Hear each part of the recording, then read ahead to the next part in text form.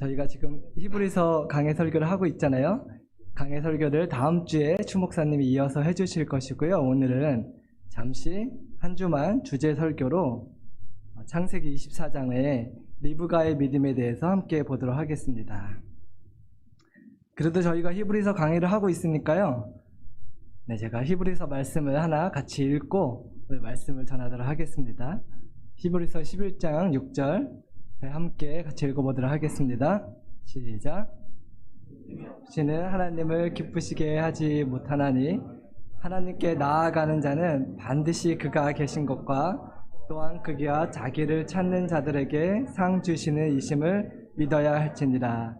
아멘. 이 자리에 오늘 나오신 분들은 하나님이 계신 것을 믿기 때문에, 또 하나님을 찾는 자들에게 하나님이 상 주시는 분이심을 믿기 때문에 이 자리에 오늘 나오신 줄로 믿습니다. 저희가 믿음에 대해서 얘기하면 가장 많이 하는 성경 인물이 있습니다. 누구죠? 믿음의 조상 아브라함에 대해서 많이 얘기하는데, 오늘은 아브라함의 며느리 리브가의 믿음도 아브라함 못지않은 믿음을 가졌었거든요. 함께 보도록 하겠습니다. 리브가는 하나님을 기쁘시게 하는 대단한 믿음을 가진 사람이었습니다. 그런데요, 리브가는요, 도덕적으로는 흠이 많은 사람이었습니다. 리브가에 대해서 성경에 나오는 얘기를 한번 떠올려 보시면 대표적으로 어떤 사건이 있었냐면 자기가 편애하는 아들이 있었죠. 막내 아들 야곱을 편애해서 야곱이 형 에서 대신 장자의 축복을 받기 원했습니다. 그래서 리브가가 어떤 짓이라고 좀 죄송합니다. 어떤 일을 했냐면 야곱이 형을 대신해 장자의 축복권을 뺏을 수 있도록 아버지와 형을 속이고 그 장자권을 찾아오는 계획을 세운 장본인이 바로 리브가입니다. 그럼에도 불구하고요, 이렇게 흠이 있음에도 불구하고 리브가는 이스라엘의 조상이 되는 야곱을 낳았고요. 더 중요한 것은 온 세상을 구원하실 예수님의 조상이 되는 놀라운 축복을 받았습니다. 그 이유는 바로 저희가 히브리서 말씀 읽은 것처럼 하나님을 기쁘시게 해드리는 그 믿음이 있었기 때문입니다. 저희도 리브가처럼 도덕적으로는 흠이 있고 완전하지 않은 사람이지만 예수님을 믿고 따른다면 하나님께서 저희들을 기뻐하시고 상 주실 것을 믿으시기 바랍니다. 그래서 오늘 본문을 통해 계속 리브가에 대해 살펴볼 텐데요. 본문이 길어서요, 다 읽진 않고요. 1절부터 9절까지만 개역 개정으로 여러분 갖고 계신 성경으로 1절부터 9절까지만 교독하도록 하겠습니다. 창세기 24장 다 펴셨으면 저부터 교독하겠습니다. 아브라함이 나이가 많아 늙었고 여호와께서 그에게 범사의 복을 주셨더라.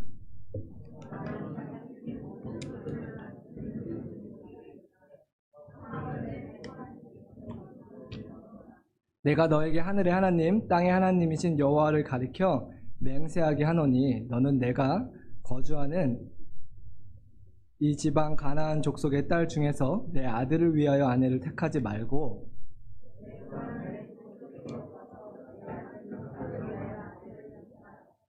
종이 이르되 여자가 나를 따라서 이 땅으로 오려고 하지 아니하거든 내가 주인의 아들을 주인이 나오신 땅으로 인도하여 돌아가리이까.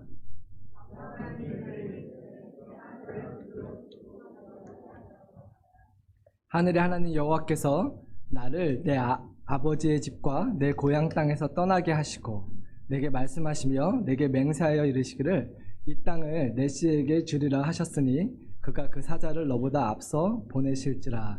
네가 거기서 내 아들을 위하여 아내를 택할지니라.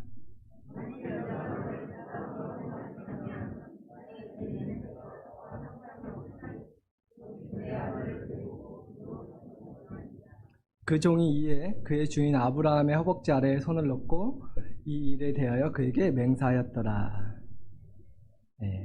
다시 한번 이렇게 한 절씩 저희가 살펴볼 텐데요. 한 절씩 볼 때는 제가 좀 더 이해하기 쉽게 현대인의 성경으로 읽어드리면서 보도록 하겠습니다.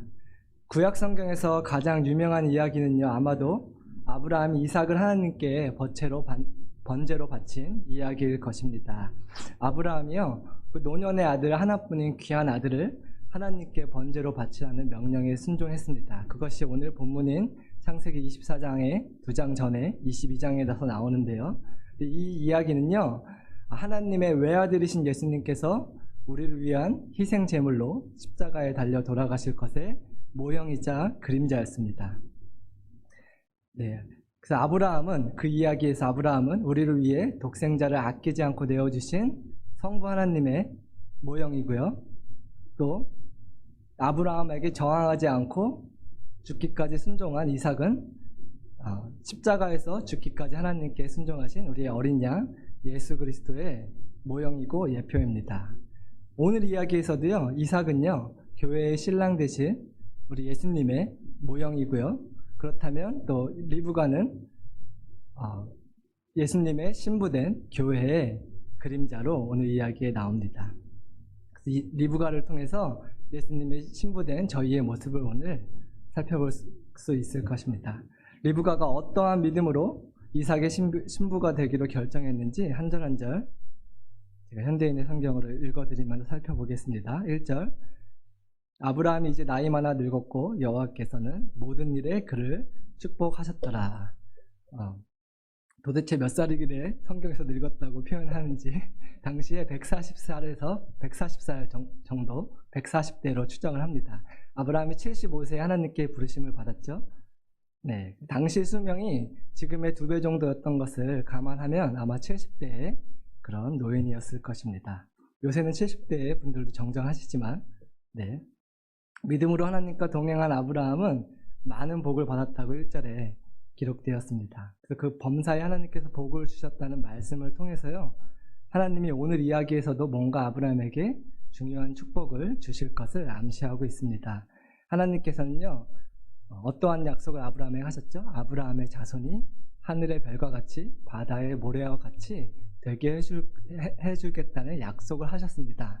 그런데 현재 오늘 당시 상황이 아브라함에게 독생자인 이삭이 아직 결혼을 하지 않아서 아직은 그 약속이 성취될 수 없는 상황이었습니다. 그래서 하나님께서는 아브라함에게 주신 이삭을 통해서 그 언약을 성취하시려고 이삭을 위해 예비해 두신 신부감을 만나는 축복을 오늘 이야기에서 해주실 것입니다. 2절, 3절도 제가 읽어드리겠습니다. 어느 날 아브라함은 자기 집 재산을 맡아 관리하는 제일 나이 많은 종에게 말하였다. 너는 손을 내 허벅지 밑에 놓고 내 아들을 이곳 가나안 여자와 결혼시키지 않겠다고 천지의 하나님이신 여호와의 이름으로 맹세하라. 하나님의 언약을 성취하기 위해 이삭의 신부감을 찾아서 데리고 오는 일을, 그 중대한 임무를 아브라함의 집 모든 소유를 맡은 종에게, 이름이 나오지 않는 그 종에게 맡겼습니다. 아브라함이 이삭을 낳기 전에 기억하실지 모르겠지만 아브라함이 아들처럼 생각하고 내가 아들이 없기 때문에 나의 모든 소유를 상속해 줘야겠다라고 상속자로 정해놓았던 종이 있습니다. 그 종의 이름을 혹시 기억하시나요? 엘리에셀이라고 하는 종이 있습니다. 이 막중한 사명을 맡은 종은 엘리에셀이었을 것입니다. 최초의 창세기의 주석이라고 알려져 있는 야살의 책이라는 책이 있거든요. 그 책에도 이 종이 엘리에셀이었다는 기록이 되어 있습니다. 그렇다면 왜 엘리에셀일 것이 거의 분명한 그 종의 이름을 성경에서 기록해 주지 않고 있는 것일까요? 그래서 척 스미스 목사님은 성경이 그 이름을 기록하지 않고 있는 이유에 대해서 다음과 같이 설명하십니다. 왜냐하면 엘리에셀이 성령 하나님의 모델이기 때문에 성경이 의도적으로 이름을 기록해 놓지 않았다고 하십니다. 성령님이 조금 샤이하신 분이셨나 봐요. 성령님이 감동으로 이걸 쓴 거잖아요. 자기를 드러내시는 분이 아니라 겸손하신 분이십니다. 그래서 아까 말씀드렸듯이 아브라함은 성부 하나님의 모형이고요. 오늘 이야기에서 이삭은 성자 하나님의 모형, 그리고 엘리에셀은 성령 하나님의 모형입니다. 여러분 혹시 그렇게 생각해 보셨나요? 삼위일체 하나님 중에서 유일하게 이름이 없으신 분이 한 분 계세요. 성부 하나님의 성함은 뭐죠? 여호와 혹은 야훼, 정확한 발음은 알 수 없지만 예수님의 성함은 뭐죠? 그리스도는 라스트 네임이 아니고요. 예수님의 직분을 말하는 거고요. 예수, 우리를 우리 죄에서 구원할 자라는 이름을 갖고 계십니다. 그런데 성령님만 하나님이신데 이름이 없으세요. 이름 없이 겸손하게 섬기시는 분이십니다. 이름은 없으시지만 예수님께서 성령 하나님을 이렇게 보혜사라고 소개해 주셨습니다. 보혜사라는 말이 어려운데요. 쉽게 얘기하면 영어 성경에 헬퍼라고 돼 있어요. 돕는 자, 위로자라는 뜻을 가진 보혜사라는 별명으로 예수님께서 성령님을 소개해 주셨지만 이름은 없으십니다. 네, 성령님께서 하시는 사역이 바로 예수 그리스도의 신부될 사람들을 찾으시는 것입니다. 그래서 바울도요, 자신이 하는 성령님의 사역을 다음과 같이 표현했는데 같이 한번 읽어보겠습니다. 고린도 후서 11장 2장 말씀 화면을 보고 함께 읽어보도록 하겠습니다. 시작.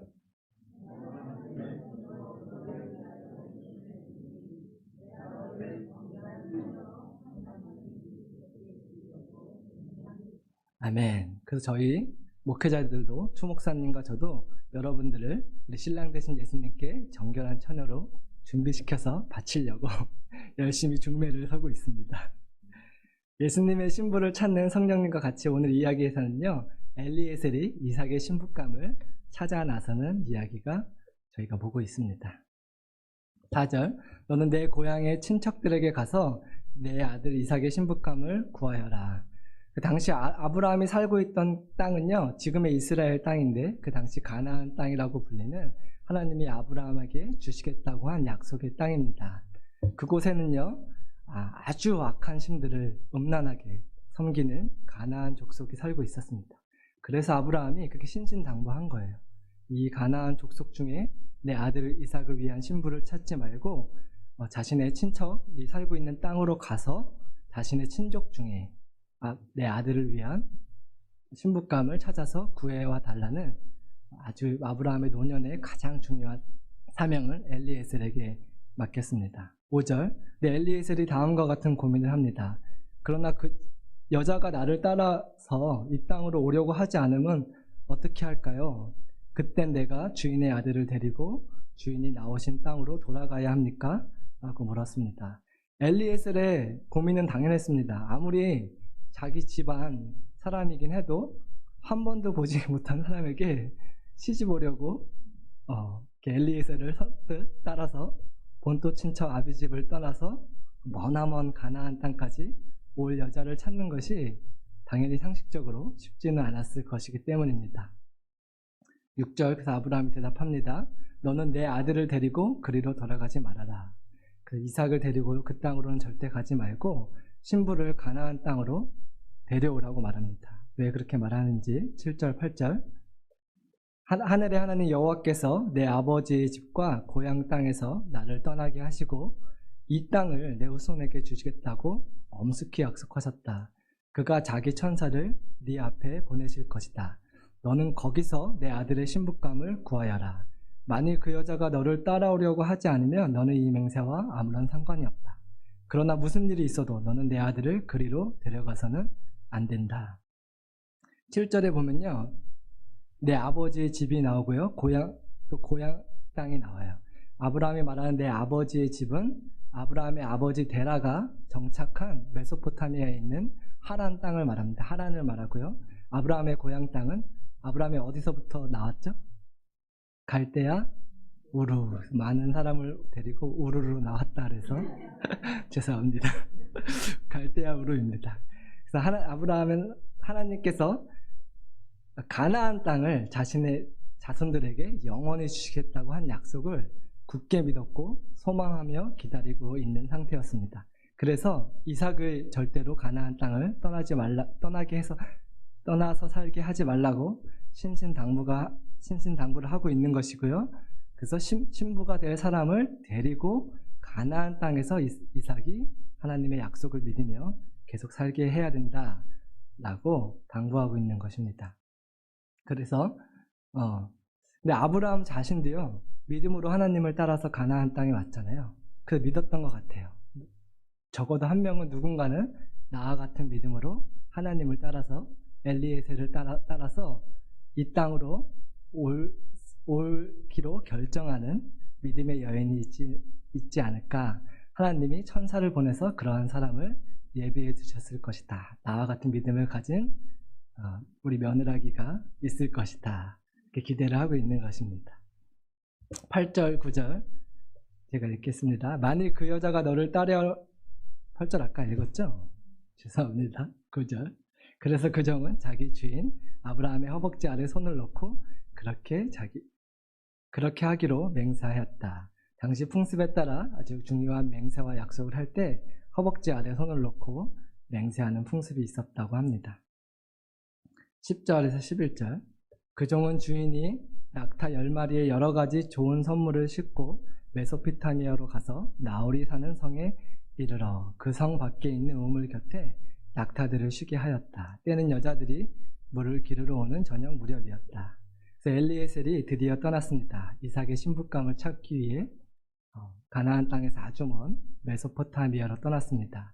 이와 같이 성령님도 예수님 그리스도의 신부감을 찾기 위해 하늘나라를 떠나 머나먼 이 땅에 오셔서 그리스도의 신부될 사람들을 찾고 계신 것입니다. 마침내 하란에 있는 나홀의 성에 이르렀는데요. 가나안에서 하란까지의 거리가 혹시 얼마나 되는지 아세요? 찾아보니까 720km래요. 720km면 여기서 뉴욕 거리입니다. 뉴욕이 760km거든요. 지금 체감하는 것보다 10배, 100배의 거리였겠죠, 당시에는. 아마 토론토에서 뉴욕까지의 거리인데요. 사막에서 낙타를 타고 여행하는 속도로 계산을 해보면 적어도 2달이 걸리는 아주 먼 여행길이라고 합니다. 저희가 파푸아뉴기니아로 이민 가는 것보다 체감상 훨씬 멀게 느껴지는 당시에 거의 이민 가는 수준이 아니라 거의 화성에 가는 수준이었을 것입니다. 아마 오늘날 화성에 가는 게 더 쉬울 거예요. 그렇죠? 과학기술이 발달해서. 근데 여인들이 물을 기르러 나오는 때마침 그 저녁 시간에 도착했다고 하는데 그것도 우연이 아니었습니다. 12절. 도착해서 엘리에셀이 이렇게 기도하였다. 우리 주인 아브라함의 하나님 여호와여, 내가 맡은 일을 성공적으로 수행할 수 있게 하셔서 나의 주인 아브라함에게 은혜를 베푸소서. 거기까지 무사히 도착하게 한 것도 하나님의 인도하심과 은혜가 있었기 때문입니다. 하지만 도착한 건 시작에 불과했고요. 이제 내가 이곳에 온 사명을 잘 감당하게 해달라고 도착하자마자 하나님께 기도를 드리는 신실한 엘리에셀의 모습을 볼 수가 있습니다. 13절, 14절. 내가 이 우물 곁에 서 있다가 마을 여자들이 이 물을 기르러 오면 내가 한 처녀에게 항아리를 기울여서 물을 좀 마시게 해주겠어 하고 물어보겠습니다. 이때 만일 그녀가 마시세요, 내가 당신의 낙타에게도 물을 주겠습니다 하고 대답하면 그 여자가 바로 주께서 주의 종 이삭을 위해 정하신 사람이 되게 하소서. 죄송합니다. 이런 일이 있으면 주께서 내 주인에게 은혜 베푸셨음을 내가 알겠습니다. 하나님의 인도하심을 구한 다음에요, 하나님께 사인을 구합니다. 저희도 하나님의 뜻을 구할 때 종종 사인을 구하는 기도를 하고 합니다. 근데 사인을 구할 때 저희가 조심해야 될 원칙이 있습니다. 그것이 뭐냐면요, 확률이 아주 낮은 것을 구해야 그것이 사인으로서의 효능이 있습니다. 제가 연애할 때, 저희 와이프와 연애할 때 했던 실수를 하나 나눠드리겠습니다. 이제 같은 청년부에 다니다가 이제 마음에 들었어요. 그래서 저 사람이 내가 하나님이 교제하기 원하시는 사람인지 사인을 구하잖아요. 확률이 낮은 걸 구해야 되는데 사귀고 싶으니까 확률이 높은 걸 구했어요. 자주 입고 오는 분홍색 카라 티셔츠가 있었거든요. 제가 또 마침 그런 옷 잘 안 입는데 분홍색 카라 티셔츠가 하나 있었어요. 그걸 입고 아침에 교회를 가면서 하나님의 뜻이거든. 오늘 동해진 자매가 분홍색 카라티를 입고 오게 해주세요. 이건 말이 안 되는 사이입니다. 왜냐하면 확률이 10%가 넘고 한 30-40% 되는 그 당시에 자주 입고 다니던 티셔츠였기 때문에 아니나 다를까 입고 온 거예요. 그래서 교회 누나들이 당시에는 이게 사귈 때가 아니니까 너희 뭐야, 커플룩이야? 사귀는 거야? 그래서 아니에요 웃었지만 속으로 기분이 좋았습니다. 근데 그걸 믿진 않았어요. 왜냐면 제 양심에도 알았어. 너무 확률이 높은 거기 때문에 이거는 우연히 일치의 확률이 높다. 오늘 설교를 준비하면서도 제가 하나님께 사인을 구했습니다. 주제 설교의 가장 어려운 점이 주제를 정하는 거잖아요.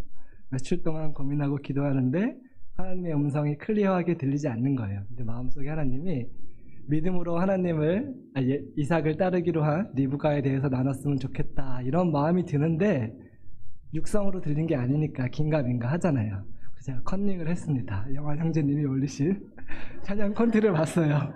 사인을 구하는 마음으로 봤더니 주님 뜻대로 살기로 했네. 이렇게 하나님이 컨펌해 주셨구나. 이렇게 제가 이 말씀을 드리는 건요, 사인을 저희가 구할 수 있습니다. 하지만 사인 자체가 하나님의 음성은 아니고요, 저희가 기도하면서 들은 마음을 컨펌 받는, 확인하는 용도로만 사인을 구해야 합니다.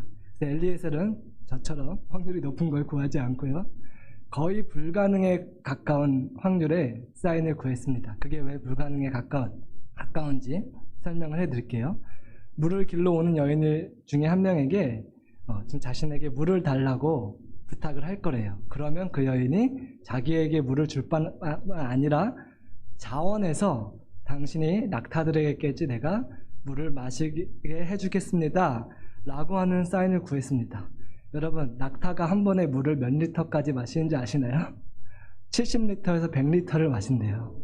산수를 해보겠습니다. 100리터라, 왜냐면 오랜 2달간의 여행 끝에 아주 갈증이 심한 상태였기 때문에 100리터라고 계산하면 10명이면요 1톤입니다.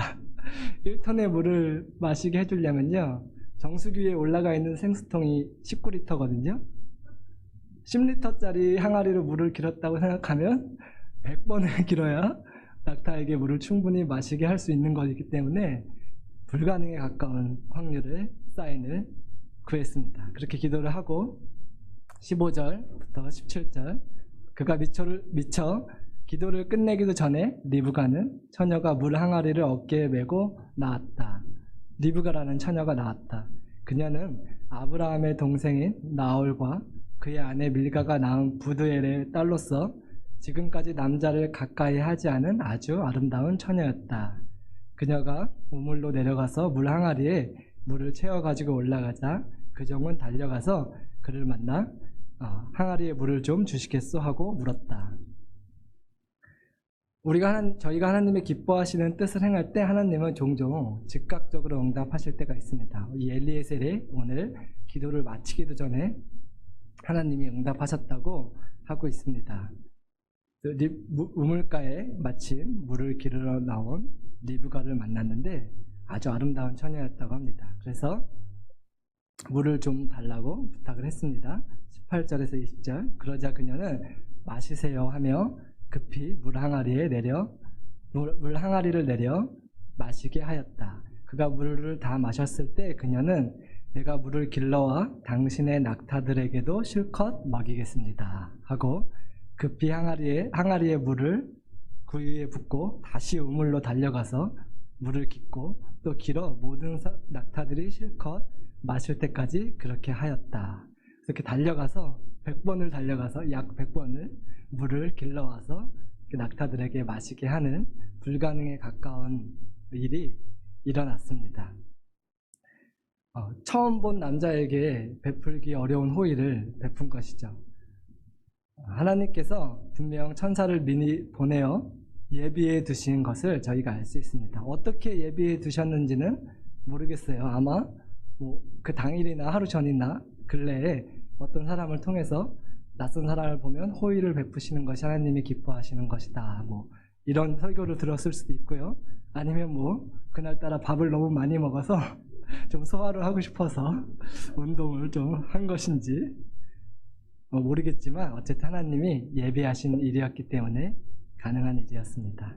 21절, 한편 그 사람은 여호와께서 그의 길을 잘 인도하셨는지 알아보기 위해 그녀를 묵묵히 지켜보고 있었다. 그 눈앞에서 자신이 구한 사인이 성취되고 있지만 그래도 엘리에셀은 신중했습니다. 사인이란 우리가 들은 하나님의 뜻을 확인해주는 역할을 하는 것이지 그 자체가 하나님의 뜻이라고 단정 지으면 안 되기 때문에 엘리에셀은 묵묵히 과연 하나님의 뜻인가 우연의 일치인가 보고 있었습니다.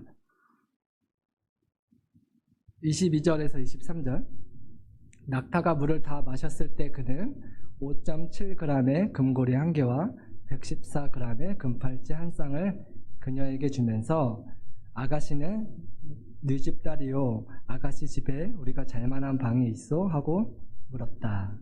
엘리에셀은 자신의 낙타들에게 물을 먹여준 것에 대한 감사의 표시로 금귀걸이와 금팔찌를 선물로 건네줬습니다. 그 다음에 이제 떨리는 마음으로, 가장 중요한 것이 리브가가 아브라함의 집안의 사람이어야 하나님의 뜻이 맞는 거잖아요. 그래서 떨리는 마음으로 어느 집안 사람이냐고 물어봤습니다.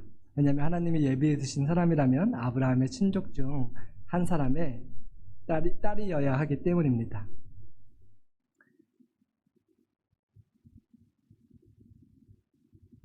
24절에서 25절. 그러자 그녀가 드디어 대답합니다. 내 아버지는 부드엘이며 할아버지는 나홀이고 할머니는 밀가입니다 하며 다시 이렇게 덧붙였다. 우리 집에는 낙타가 먹을 집과 먹이가 충분히 있고 또 주무실 방도 있습니다.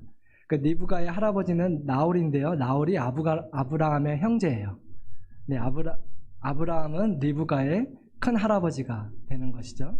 아브라함은 자기 친족 중에 한 사람을 신부감으로 아브라함이 말한 그 신부감의 조건에 충족되는 아브라함의 친척 중에 한 명이었습니다.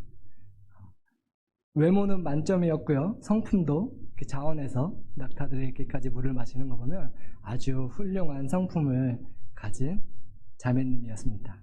근데 그것이 중요한 게 아니라 가장 중요한 것은 하나님이 예비해 두신, 하나님이 찜해 두신, 예정하신 사람이었다는 것이 중요합니다. 여기서 저희가 중요한 교훈을 좀 생각해 봤으면 좋을 것 같아요.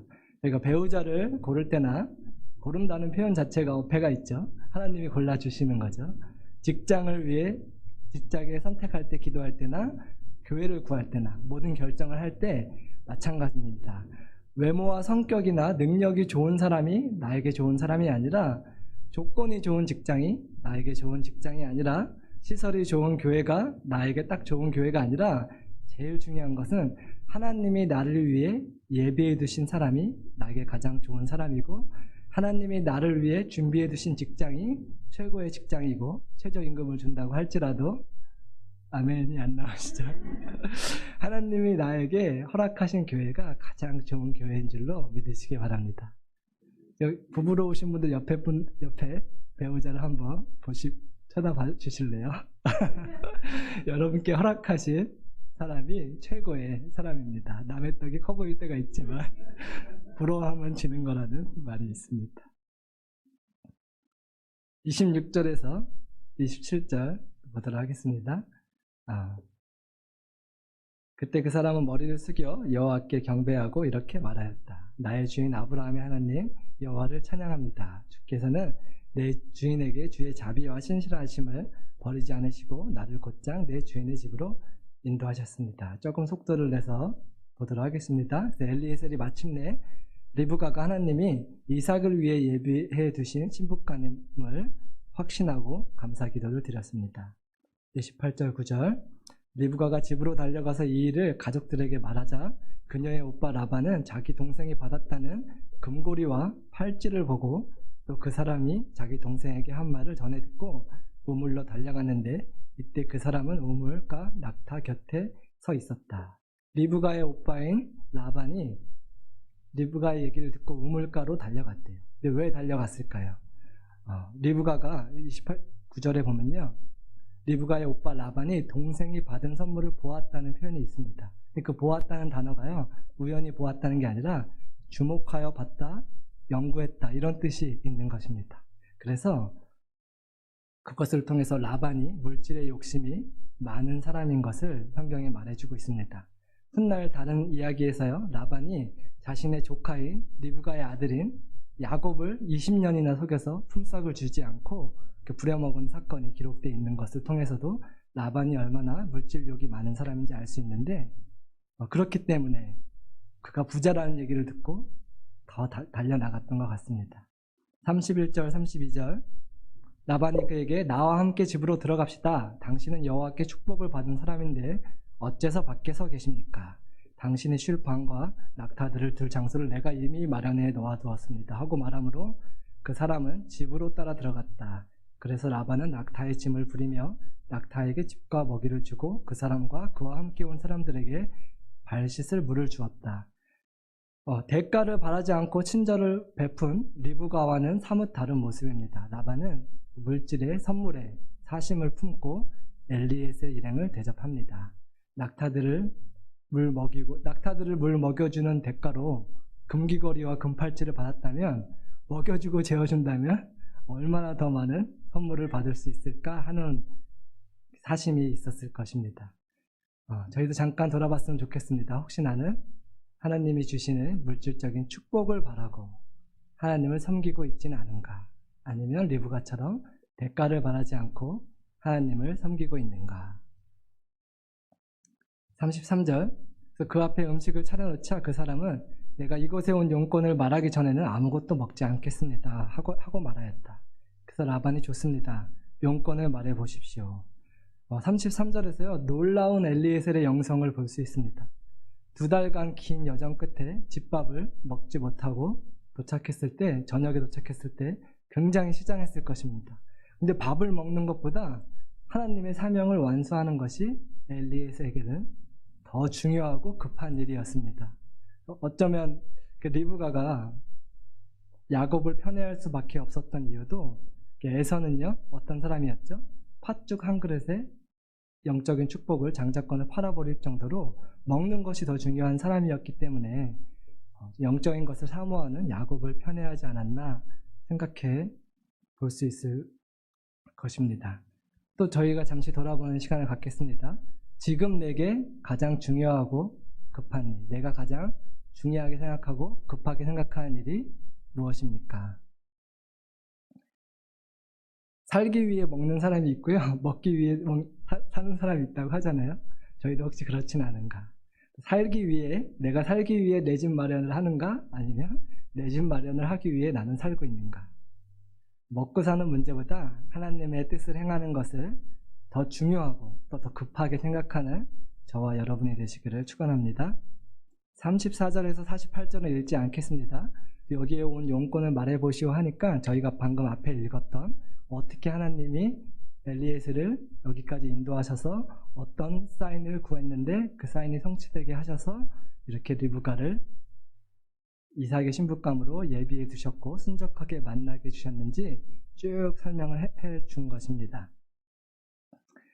그래서 엘리에셀이 이삭에 대해서 이렇게 얘기를 했겠죠.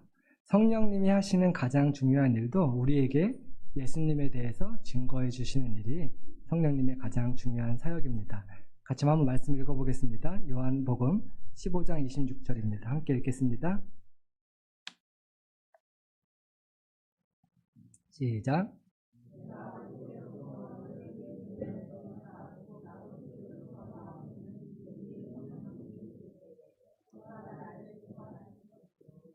아멘. 성령님이 우리에게 예수님에 대해서 증언해 주시고 설명해 주시는 분이십니다. 49절. 이제 당신들이 진실한 마음으로 내 주인에게 사랑을 베풀려고 하면 나에게도 말씀해 주시고 그렇지 않더라도 나에게 솔직히 말씀해 주셔서 내가 할 일을 결정할 수 있게 해 주십시오. 하나님의 여기까지 인도하셨다, 리브가를 예비하셨다 라고 설득했지만 강요하게 리브가를 시집 보내라고 강요할 수는 없었습니다. 그래서 여러분들이 결정하라고 선택권을 줬고요. 성령님도 마찬가지로 인격적으로 우리를 설득하시고 또 그 결정은 우리가 할 수 있도록 기다려주는 분이십니다. 50절에서 51절, 그러자 라반과 무드엘이 대답하였습니다. 이 일은 여호와께서 계획하신 것이니 우리가 이렇다 저렇다 결정할 문제가 아니요, 리브가가 여기 있으니 데리고 가서 여호와의 말씀대로 당신 주인의 아들과 결혼하게 하시오. 재물에 욕심이 많은 라반이었고요, 별반 다르지 않을 아버지였지만 그 조금의 신앙은 남아 있었던 것 같아요. 하나님이 계획하신 일이 확실하니 우리가 왈가왈부할 수 없습니다. 순종하겠습니다 라고 했고요. 52절에서 53절, 아브라함은 종의 이 말을 듣고 땅에 엎드려 여호와께 절하고 금은 패물과 의복을 꺼내 리브가에게 주었으며 또 그녀의 오빠와 어머니에게도 값진 선물을 주었습니다. 그래서 리브가뿐만 아니라 그의 가족들에도 그 많은 선물과 폐물을 주었다고 합니다. 당시는 신부의 아버지에게 결혼 지참금을 주고 신부를 데려오는 문화가 있었습니다.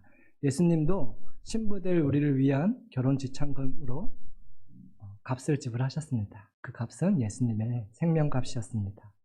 또한 하나님은요, 우리가 예수님을 믿기로 결정한 순간부터 우리에게 선물을 주시는 분이십니다.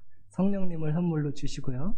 또 그 성령님은 우리가 하나님을 섬길 수 있도록 많은 은사들을, 신령한 복들을 아낌없이 주시는 후한 분이십니다.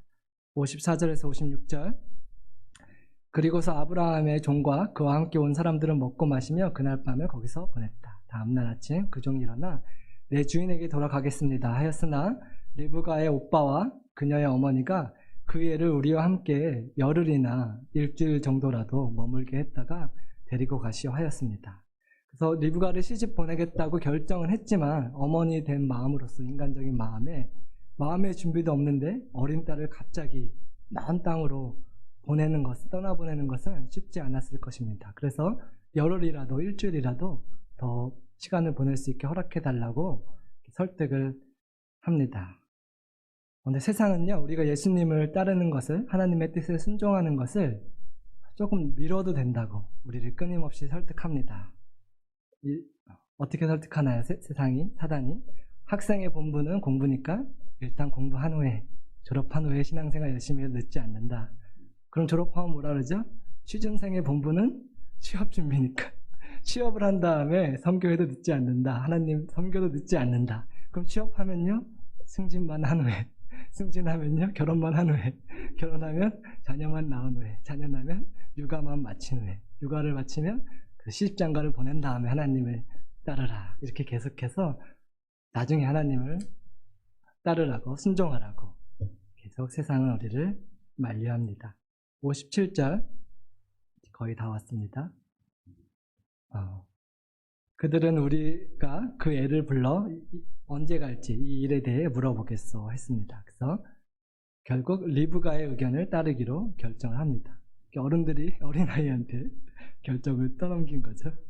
58절, 리브가를 불러 네가 이 사람과 함께 가겠느냐 하고 물었다. 그러자 그녀는 놀라운 대답을 합니다.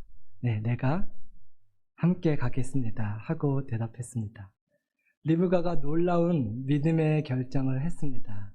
리브가의 당신 아이는요, 10대 초반 정도로 알려지는데 그 어린아이가 오늘 처음 본 사람의 말만 믿고 결혼을 하기 위해 그 본토 친척 아비집을 떠나 저기 멀리 가나안 땅에 이삭에게 시집가기로 결정을 했습니다. 아니, 어떻게 그렇게 엄청난 믿음의 결정을 리브가가 할 수 있었을까요? 믿음으로 하나님의 인도하심을 따라 가나안 땅에 가서 정착했던 자기 아버지의 형제 아브라함에 대해서는 들어봤을 것 같아요.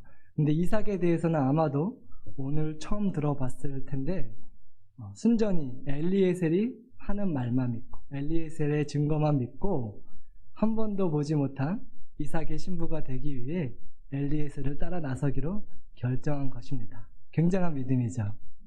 네, 근데 그거 아세요?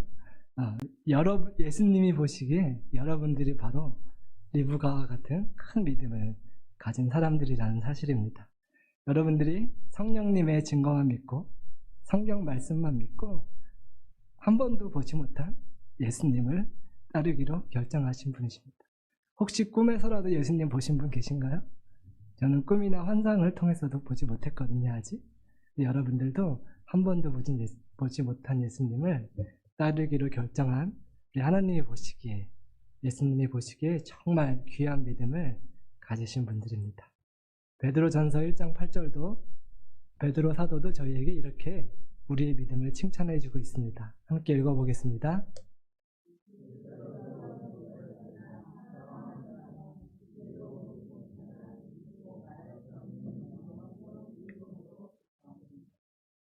네, 저와 여러분은요, 한 번도 보지 못한 예수님을요, 믿을 뿐만 아니라 사랑하고 기뻐하고 따르는 자들입니다. 62절만 더 보고 마치겠습니다. 그 뒤에 부분은요, 여러분들이 수요일날 묵상하시도록 묵상 본문으로 놔두었습니다. 마지막 절. 그래서 그들은 리브가와 그녀의 유모를 아브라함의 종과 같이 그와 함께 온 사람들과 함께 보내며 그녀에게 이렇게 축복하였다. 우리 누이여 네가 수천만의 어미가 되기를 바라며 네 후손들은 그 원수들을 정복하기 원하노라. 그래서 아브라함에게 약속하신 하나님의 약속이 리브가를 통해서 성취될 것이라는 축복을 해줬고요. 아브라함에게 약속하셨듯이 네 자손 중에 메시아가 나올 거다라는 축복을 해주었습니다. 네, 그래서 드디어 떠났습니다. 그 길을, 2달간의 여정을. 이삭에게 가는 길이 저희가 상상해 볼 수 있지만 결코 쉬운 길은 아니었을 것입니다. 그 어린 소녀가 부모를 떠나서 낮에는 덥고 밤에는 추운 사막을 지나 가나안 땅까지 가는 그 길에는 크고 작은 어려움이 있었을 것입니다. 집 떠나면 고생이라고 하잖아요. 많은 불편함을 겪었을 것입니다. 그런데요, 엘리에셀이 들려주는 자신의 신랑들 이삭에 대한 이야기를 들을 때마다 리브가는 시간 가는 줄 몰랐을 것입니다. 가는 동안에 엘리에셀이 들려주는 이야기를 들으면서 리브가는 이미 한 번도 보지 못한 이삭을 사랑하게 되었습니다. 그리고 이삭에 대한 이야기 중 가장 하이라이트는 당연히 아브라함이 이삭을 번제로 바치라는 하나님의 명령에 순종하려고 하였을 때 저항하지 않고 아버지께 순종했던 그 이야기가 가장 하이라이트였을 것입니다. 도대체 이삭이란 사람이 나의 신랑 될 그분이 얼마나 하나님을 사랑하고 아버지를 사랑하길래 자신을 번제로 바치려는 그 명령에도 순종할 수 있었는가? 이런 이야기를 들을 때마다 이삭을 빨리 보고 싶은 마음에 그 마음이 설레었을 것입니다. 리브가가 이삭에게 향해 가는 그 길이 바로요, 저와 여러분이 예수님께 가는 그 신앙의 여정입니다. 이 땅에서 믿음으로 사는 삶이 항상 쉽진 않으시죠? 이렇게 이민자로 살면서 신앙생활을 한다는 것이 힘들고 지칠 때가 있을 것입니다. 그런데요, 여러분들도 그때마다 성령님께서 들려주시는 예수님의 이야기를 들으셔야 합니다. 특별히 예수님의 십자가 사랑에 대해서 들을 때 우리는 쉽지 않은 그 믿음의 여정을 계속해서 해나갈 수 있는 영적인 힘이 생깁니다. 예수님께 가는 길은요, 많은 사람들이 찾지 않는 좁은 문이고 좁은 길이기 때문입니다. 하지만 리브가에게 엘리에셀이 함께 하였듯이 우리의 위로자 되신 성령님이 우리와 함께 동행하시며 우리를 위로하고 격려해 주십니다. 그리고요, 무엇보다 우리가 가는 이 길 끝에서요, 우리는 예수님을 보게 될 것입니다. 우리 주님 뜻대로 살기로 했네. 마지막으로 찬양하고 마쳤으면 좋겠는데요. 주님 뜻대로 살기로 했네가 조금 신나는 버전으로 편곡돼서 복음 성가로 알려져 있지만 제가 이 찬양의 배경에 대해서만 아주 짧게 설명드리고 찬양했으면 좋겠습니다. 사실 이게 찬송가예요. 오래된 찬송가예요. 약 150년 전에 인도에서 만들어진 찬송가입니다. 한국말로는 가사가요, 조금 의역됐어요. 직역하자면 영어로 좀 더 번역이 잘 됐던 것 같은데, 나는 예수님을 따르기로 결정하였습니다 라는 가사입니다. I have decided to follow Jesus. 난 예수님을 따르기로 결정하였습니다. 그런데 이 곡이 작사된 데에, 가사가 작사된 데에 놀라운 사연이 있습니다. 약 150년 전에 인도의 가로 족속에게 복음이 전해졌는데요, 녹생이라고 하는 사람과 그 가족에게 복음이 전해졌다고 합니다. 예수님을 믿게 됐는데 그 예수님을 믿는다는 사실이 그 가로 종족의 추장에게 알려져서 마을 한가운데서 종교 재판을 받게 됐다고 합니다. 그때 추장이요, 이렇게 화살을 들고 사형을 집행하는 사람들로 가족들을 위협하면서 이렇게 협박을 하는 질문을 했대요. 예수 믿는 것을 부인해라. 우리는 그러면 안 된다. 네가 예수님 믿는 것을 부인만 한다면 내가 너의 자녀와 너의 와이프를 살려주겠다. 그때 녹생이 한 고백이 이 고백입니다. 저는 예수님을 따르기로 했습니다. 결코 돌아서지 않을 것입니다. 예수님을 부인하지 않은 대가로 그 자리에서 가족들이 화살에 맞아 순교를 하게 되었다고 합니다. 그런데도 끝까지 예수님을 부인하지 않고 난 돌아서지 않겠다는 고백을 했고, 그 녹생이라는 사람도 결국엔 순교를 당하고 맙니다.